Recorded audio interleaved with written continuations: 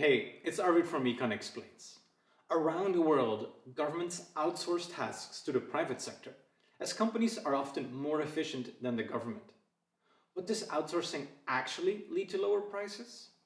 Well, based on the results of a top economic paper, we will see that this is indeed the case, but only under the right conditions.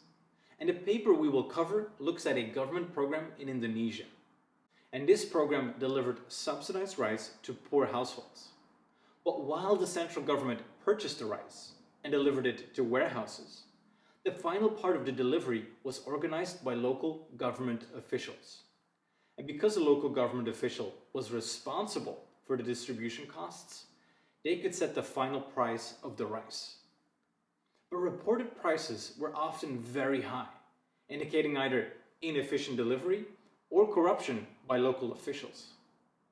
So to try to tackle these high prices, 5 economists, together with the government, analyzed a possible switch to a system of outsourcing.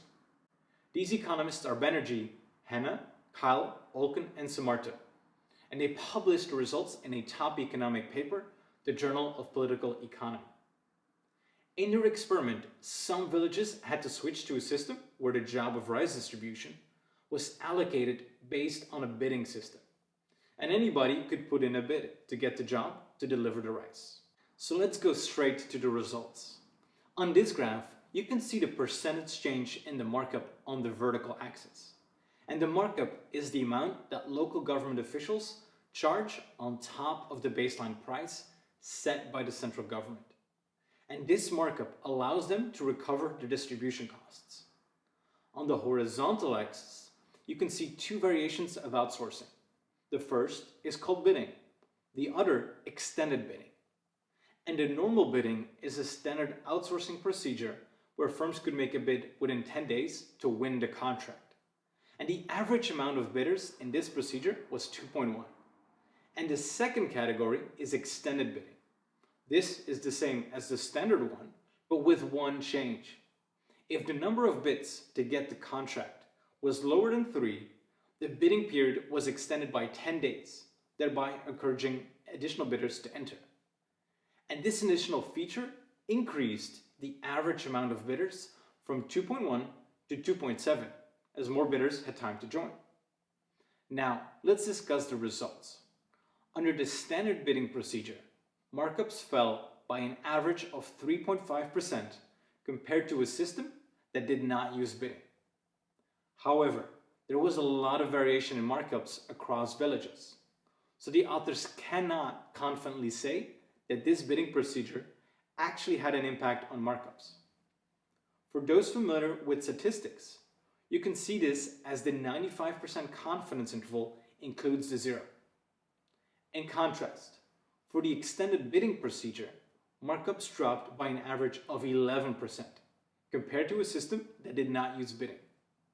And for this procedure, the authors feel more confident to claim that markups actually went down. In more technical language, the 95% confidence interval does not include 0. So to summarize, in this context, outsourcing alone is not enough to guarantee lower markups. You also need to have enough bidders. And the extended bidding procedure encouraged more companies to bid for the contract, therefore generating more competition and lower prices. So where are the reductions in price actually coming from?